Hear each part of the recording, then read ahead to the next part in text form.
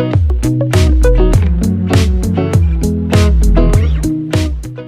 guys, what's up? Welcome back to the channel. So in today's video, we're going to be discussing 10 different ways that you can train yourself to become more self-disciplined. So this is going to be a super informative video. I put a lot of thought into this. Self-discipline is what's going to help you have longevity in whatever you're doing. It's all mental and it's all perspective. This can relate to virtually anything. In this case, I'm primarily going to be talking about health and fitness. So if you're new to the whole health fitness type of field, 2020, you're starting your new journey, I hope this video can help you out, because self-discipline is what's gonna keep you going long-term, baby, okay? Not short-term. We're talking making lifestyle changes, mental shift changes to get that train going. You want it to last you a long time. If you're not already, definitely hit that subscribe button for new videos every single week. Okay, let's do this. These are 10 I've come up with in no particular order. So number 1, we're talking about changing your perspective. I can't versus I don't. So an example would be, say you're at a friend's house and they offer you cake or pastries or something like that. Instead of just saying, I can't eat that, try saying, oh, I don't eat that, but thank you. When you word things differently, you're actually telling yourself and giving yourself credit for believing in not eating that particular food item. When saying things like, I can't eat that, it's actually telling yourself, I can't, I'm punishing myself. I'm not allowed to. That's not true here, okay? You're making the conscious decision to better your life, so I don't eat that. By saying I don't, you're owning that decision, okay? You're confident in that decision and you know yourself. You know what you're doing. Be confident in this. This is your journey in your life. So you don't eat these things. Not I can't, because this ain't a punishment, girl. No. Number 2 is to remove anything and everything that does not align with your goals. This could be relating to a lot of things. I'm gonna give you an example of food, okay? Eliminating sweets out of the house. For example, James and I, we don't buy anything that doesn't fit our health goals. By not bringing things into your life that would negatively impact your goals, it just sets you up for more of a success and gets you used to not being around that and not eating things like that. Now, this could go for anything, like I said, alcohol, cigarettes, you name it. It's just about not having those things around you to negatively influence your life. So understand what your goals are and don't allow anything to interfere with that. Don't even allow it into your house, girl. Okay. So number 3 is focusing on building the new, not on trying to fix the old, okay? This is important because a lot of people are so used to how their lifestyle was or currently is. When trying to make that transition, they dwell too much on the past. But what a lot of people don't understand is that your past really has no influence whatsoever on your future. You're starting on a new slate. You need to have that perspective of it being that new, fresh slate, okay? Do not compare to your past. Don't compare to things you used to do. Give yourself the chance to start over. Any mistakes you may have made, anything that you're kind of disappointed in yourself in, forgive yourself and move on. You need that closure. It's healthy. If you resent yourself for anything that you've done in the past, it's only anchoring your future, okay? It's only keeping you in the past, and that's what you want to do, is move past the past and just look towards the future. You're building yourself new, fresh. Keep that perspective and you will be just fine. Okay, so number 4 is to shift from motivation to habit. 2 totally different things, okay? Motivation is a very temporary fix. It's a wonderful thing. It can get your bum right up and going, but it does not last forever. So the purpose of this video is to try to train yourself to have more long-term mindset and to get yourself where you want permanently, okay? It's all about a lifestyle change. So for example, you watch a gym video of somebody working out. You start to get that energy from them. You get that motivation. You go, oh, I wanna look like this person, or I have similar goals in mind. I'm gonna go work out, I'm gonna do that today. That's wonderful, but that's not enough to keep you permanently going at it. You need something more than just like a visual stimulant, okay? It's all up in here, girl. When trying to make that transition from motivation to habit, the trick is to Focus only on you, your own goals, your body, your mind, your life. It's great to have that external motivation, but what's gonna keep it a habit, a lifestyle change, permanent, is inside of you. It has nothing to do with external anything. So, with that being said, it does take about 21 days for a practice to become a habit. So, obviously, practice. This is not something that's gonna happen overnight and all of a sudden you're just gonna be, fine and dandy and have this habit that's just wonderful and life-changing. It takes some serious practice and time to get to that point. So, nevertheless, it will always be worth it. You just gotta invest in yourself. Okay. Number 5 is probably my favorite one, okay? I'm gonna be real with you, girl. This is something I swear by. I'm very, very strict about, I guess you could say. It's switching your mindset from an emotional to a very logical mindset. So for example, somebody puts a piece of chocolate cake in front of you. Your first reaction will be emotional. It will be, oh my God, that looks good. Oh my God, I'm salivating. I'm picturing how good that must taste. That's all emotional. You're just going based off of your initial emotion. What's gonna get you past that binge, that whole giving in to those kinds of things, is gonna be your logical taking over. That's what you gotta train your brain to do, is think logically, which means looking at that piece of cake and saying, okay, well that does look good, but how will it make me feel? What will it do to my body?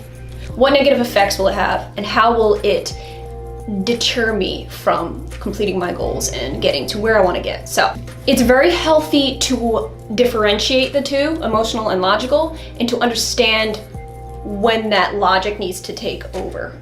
That is self-discipline in a nutshell. When thinking logically, for example, the cake, you're going to be understanding that you're eating for function and not taste. You gotta be really upfront and honest with yourself in these scenarios, okay? Recognize that emotional and recognize that you need to switch right over to that logic, because the logic is what's gonna get you where you need to go in life.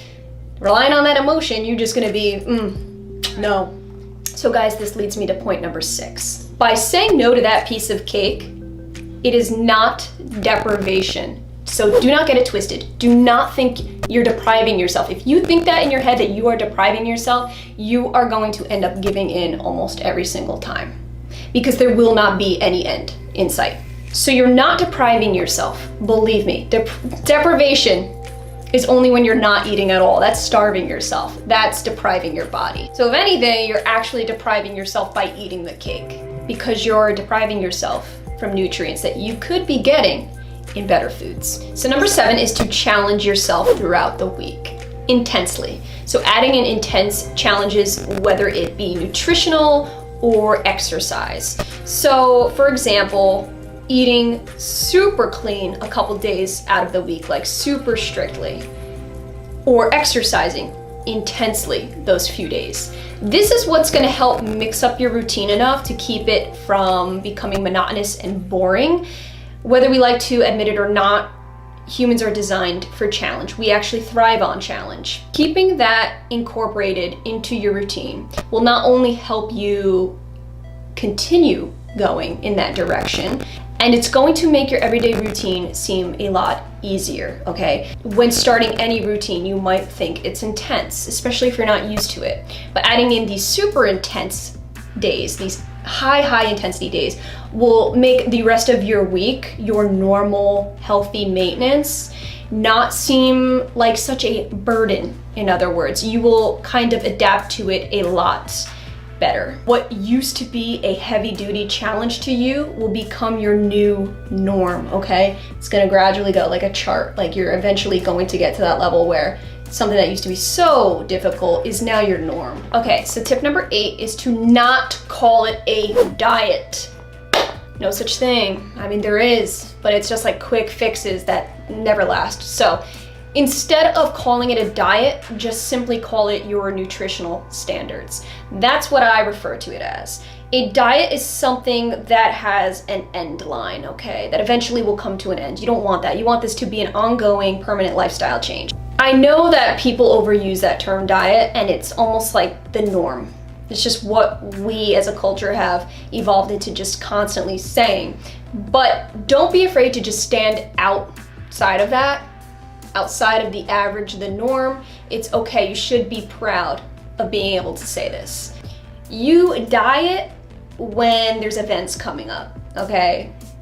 You diet for a wedding or a vacation, just temporary little fixes. But what happens when those days are over? Nutritional standards are a guideline, a permanent guideline that you must meet every single day in your life. That's what makes it a standard, okay?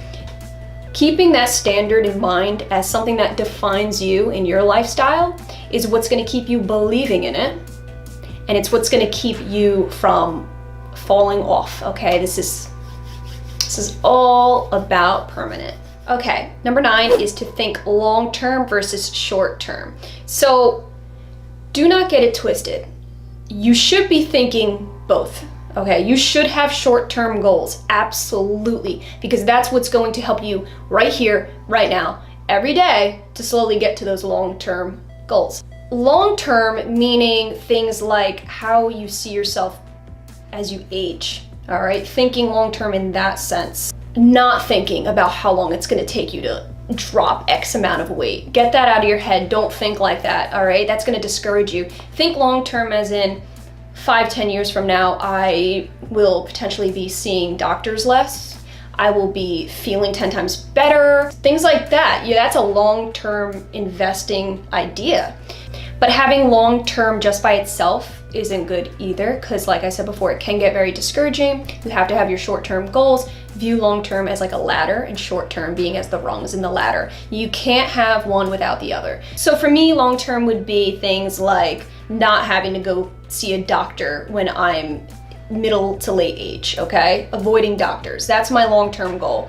But short-term goal for me would be like eating clean, going to the gym and exercising every single day. These are short-term goals that inevitably turn into long-term. So gotta have both. Okay, last but not least, number 10 is just so freaking straightforward right here, right now, but this is how I'm gonna wrap it up. Giving yourself time. Patience is a virtue. We all know that. You gotta give yourself the much needed, respectful time. Things take time, great things especially. So, investing in yourself isn't a one and done. It is a long-term, time invested thing. So once you learn pretty much how to change and shift your mindset, change your perspective on health, fitness, wellness, that is the beginning of changing your entire life. And the only thing that's gonna allow you to do that is time. Those were my 10 tips on how to become self-disciplined. You wanna chase that healthy lifestyle, it needs to be the stamp on the envelope. You need to put that stamp, you need to get self-disciplined. There's just no other way around it. Understand that it is not easy to become self-disciplined, okay? But if there's a will, there's a way. Remember that the body will not go where the mind does not allow it to go. Perspective and mental shifts are necessary. I know, guys, this was a pretty freaking serious video and I got real intense at some times. But it's because I'm very, very, very passionate about this topic. It isn't until you make these mental shifts where it's going to become an ingrained thing, a daily, everyday thing. So if you are up for that challenge, then maybe these tips can help you. I hope that this video did really help you guys. So comment down below if you like any of these key points. I appreciate you guys watching. And again, if you have not already subscribed, definitely do. New videos every single week. I'll see you in my next video.